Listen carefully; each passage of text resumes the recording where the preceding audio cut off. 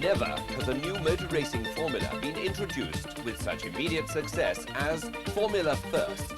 Like so many innovations in motorsport in the last 25 years, Formula First was born at Brands Hatch, the brainchild of John Webb, who originated Formula Ford 1600. Formula First is backed by millionaire John Fulston through Formula First Limited, a subsidiary of Brands Hatch Leisure plc. Comparisons with Ford 1600 are inevitable. When Formula Ford was started, the enormous development potential was not anticipated, nor the massive escalation of costs. In Formula First, the cars are built to a uniform design by Van Diemen under license from Brands Hatch. The cars are powered by a transversely mounted Ford XR2 engine and gearbox unit. The total car, ready to race, costs less than £6,900. The design is fixed for at least 5 years, and only Formula First Limited spares are permitted. These measures ensure that the car does not become outdated and will hold its resale value.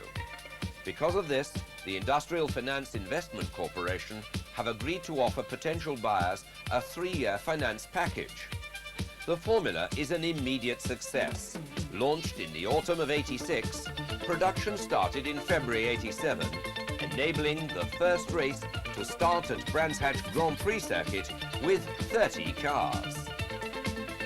Before buying the car, a competitor will estimate his running expenses. Assuming he's based in central England, petrol for the tow and race car will consume just under £600. The Dunlop tyres at £149 per set will assume 3 sets during the 20-race season. Entry fees will consume £840. With development fixed over a 5-year period, there is much less need for continuous testing. We've allowed 3 days at £75 plus 3 free days. We've allowed £25 a day for a mechanic or helper. This adds up to £1,000 during the season. Running costs account for £500, and assuming that the car is not insured, accident spares, well, £500. Spares are cheaper than in Formula Ford 1600, approximately 30% cheaper. The total, £3,892, approximately £195 per race. Certainly a lot cheaper than some forms of racing. And so, to an historic moment, the very first Formula First motor race. Taking pole position is a 21-year-old Brands Hatch racing instructor, Ben Edwards. A few pre-1974 Formula Ford 1600 races is all the experience he's had. He's out to make an impression. So too is Sean Hollenby, son of a famous motor racing father. 35 is Kelvin Burt, entered by the Tarraco Racing School. The cars set off on their warming-up lap around the 2.6-mile Brands Hatch Grand Prix circuit. Of the 30 competitors who practiced, only 29 will start. One did not survive. Mainly in their 20s, all of these drivers are hoping to make their way in motor racing. Ben Edwards in pole position. Sean Hollenby makes the front row complete, and in behind there's Kelvin Burt, number 35, and number 1, Chris Goodwin, son of Dr. Tony Goodwin, who also is a motor racing man. The red lights are on, the very first Formula First race, and the pole position man is in trouble. His drive shaft has failed, and they all try desperately to avoid him. A nose cone goes in the air, and it's number 8 who unfortunately collected Ben Edwards. What a desperately unfortunate start for Edwards as the rest of the field flood through paddock and into the hairpin. With in the lead, Kelvin Burt, number 35, followed by Eugene O'Brien, and the rest of the field streaming through. These neat little Formula cars powered by their transversely mounted engines, looking very good in the afternoon sun. Through out onto the Grand Prix circuit they go, through the left-hander. A lot of inexperienced drivers hoping to make their way to the checkered flag in this very first Formula First race. Will they survive? Through Westfield on the Grand Prix circuit, and we have a new leader, number 13, Eugene O'Brien, followed by Ollie Hollenby, and there goes Chris Goodwin in 4th place. In the next group, we have number 4, Kevin Pope, battling it out with 5, Adam Rubin, as they all stream through. There goes number 73, the American Jeff Hansen from Kansas City, down into Dingledell Corner. And 23-year-old Eugene O'Brien joins the Indy circuit once more, with Kelvin Burt moving up into 2nd place from Sean Hollenby and Chris Goodwin. Through Clearways, onto Clark Curve, and oh my goodness me, there goes number 25, Eben Grayling, the young South African driver. He went through the gravel trap and slammed hard into the tyre wall. And now, falling off in sympathy, is number 20, David Grant. He survives, minus the nose cone, but as we see in action replay, number 25, Eben Grayling, went in very hard. That was a heavy impact, but he is okay. The leader goes through, but Kelvin Burt is under severe pressure for that 2nd place from Sean Hollenby. As they come through Druids the hairpin, so we see Burt holding that 2nd place. Yellow flags and somebody is out of the race. But a more serious incident on the way up to Druids the hairpin involving Heather Bailey from Tunbridge Wells has caused the race to be stopped. And you see the black flags indicating to the drivers that the race has been terminated. The leaders going through now at a much reduced pace. The wreck of Heather's car shows that it withstood the impact well, but Heather is okay. For the restart, 6 laps to go, the field is set once more, and as they switch to green, we have the same problem, and Sean Hollenby is waving like mad to indicate that he's also had a drive shaft failure. One competitor narrowly avoids him and is able to continue, but Hollenby is out of the race, suffering a similar fate to Ben Edwards. So we see Kelvin Burt in the lead, with Chris Goodwin in 2nd place and Eugene O'Brien in 3rd. Along Cooper Straight into the tight left-hander at Surtees and out onto the full Grand Prix circuit. Number 3 there is Ian Johnson, closely followed by 4, and that is Kevin Pope. Once more on the long circuit, and it's still Kelvin Burt leading, but he's under pressure from Eugene O'Brien. They're side by side, but just narrowly Kelvin Burt getting across in front of O'Brien to hold that lead. Down into Dingledell, up into Dingledell Corner, the right-hander, and then along to Stirling's, the left-hander, before reappearing on the Indy circuit. Who is it this time? Still Kelvin Burt, just from Eugene O'Brien. Then Chris Goodwin 3rd. Kevin Pope in 4th place. The rest of the field, including number 28, Joseph Strong.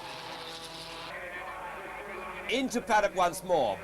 Kelvin Burt coming under increasing pressure. These beautiful little single-seaters handling well and demonstrating that they represent an interesting and exciting new development in motor racing. Burt once more. O'Brien beginning to apply the pressure as number 19 spins out at Paddock Hill Bend, and that is Alexander Bremer. He rejoins. Kelvin Burt, trained at Cadwell Park's Racing School, just leads from Eugene O'Brien as they go out onto the 2.6-mile circuit. Here through the right-hander at Westfield, the gap is very narrow indeed. The battle for 3rd place is led by Kevin Pope from Adam Rubin, and then the French stockbroker, Raphael Real del Sart. Down into Dingledell once more. And it's still Kelvin Burt in a very tough battle with Eugene O'Brien. From Clark Curve onto Brabham Straight and then into Paddock Hill Bend, where Eugene O'Brien summons up the courage and dives down through on the inside to take the lead in the first Cellnet Formula First motor race. Through Druids the hairpin, and it's still O'Brien leading. It's to be hoped these young drivers appreciate the tremendous publicity and commercial support they have. BBC Television's Top Gear cameras are covering this event and 3 more during the Cellnet Championship Series. Ricoh UK Limited are backing the Brands Hatch Challenge. There are 10 races at Brands Hatch, 5 each at Snetterton and Oulton Park. Kevin Pope and Adam Rubin touch and collide and come into the catch fencing as the race leaders go on round through Clearways and onto Brabham Straight once more.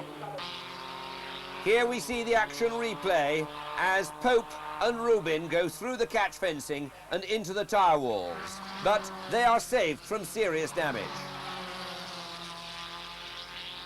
Not only are Cellnet supporting the championship, but Ford, Champion and Dunlop, together with Duckham's, are putting up bonuses for these drivers for points in the championship series. Ifico have provided finance, and Tim Clews has put together a very attractive insurance proposal. David Sears, test driver of the original prototype, described it as the racing bargain of the year, but I'm not sure that opinion will be shared by number 28, Joseph Strong, who slammed into the Armco then. Behind the leaders, there's a lot of close competitive racing going on. But here, Eugene O'Brien, looking superb and out on his own, clear of Kelvin Burt in second place and Frenchman number 36, Raphael Real del Sart.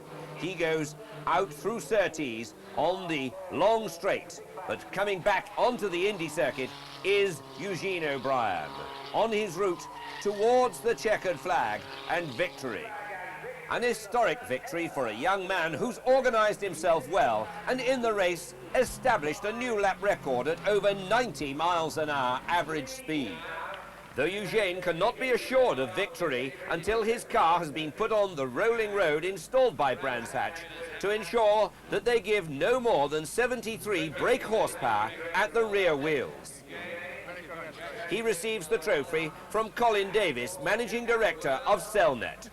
The victory is confirmed, and so we talk to Eugene O'Brien. Tremendous race, and you must be really delighted to win this first one.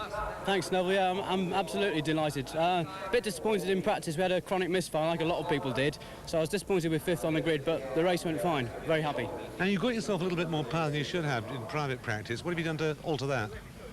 Well, I don't exactly understand what happened in private practice. The engine read high, but we hadn't done anything to the engine. So we'll wait and see. I haven't done anything to the engine at all. We'll have to just wait and see. A tremendous start to a tremendous new formula. You must be very delighted about this. Yes, I think we couldn't have had a better start. We had a lovely day for it. We had a second start to the race. Very exciting. Augurs well for the coming season. For an evaluation of Formula First, we spoke to Dr. Jonathan Palmer, who rose from club racing up the ladder of Formula Ford, Formula 3 and Formula 2 to become one of our leading Grand Prix drivers. What does he think of the concept of Formula First? I think it's an excellent philosophy. It's become quite clear recently that Formula Ford 1600 has been so successful that it's elevated itself up and away and perhaps beyond the means of the real young enthusiast who wants a cheap, steady category in which he can have a chance to prove himself without spending the £30,000 which I gather you now need to compete with Formula Ford 1600 competitively. I think it's excellent. I'm sure there'll be a few teething problems. I don't know whether there are or not, but I think that they should be tolerated if they do arise, and the formula will develop into be a very successful, hopefully cheap way for young drivers to really show some talent very early on. 20 years ago at Brands Hatch, a new formula was started which spread throughout the world. Today, the experience gained has been built into the regulations controlling Formula First. To discourage rule bending, draconian measures are built in, with offenders liable to exclusion of themselves and the car from the championship. On the positive side, substantial bonuses are built in for successful competitors, with the championship winner receiving a full refund of the price of his car. Most of the competitors in today's race were raw and inexperienced. As the season progresses, their talent will be honed and developed to prove their own ability and the success of the formula, so that in 20 years' time, the Brands Hatch introduction of Formula First will be regarded as a major development in motor racing throughout the world.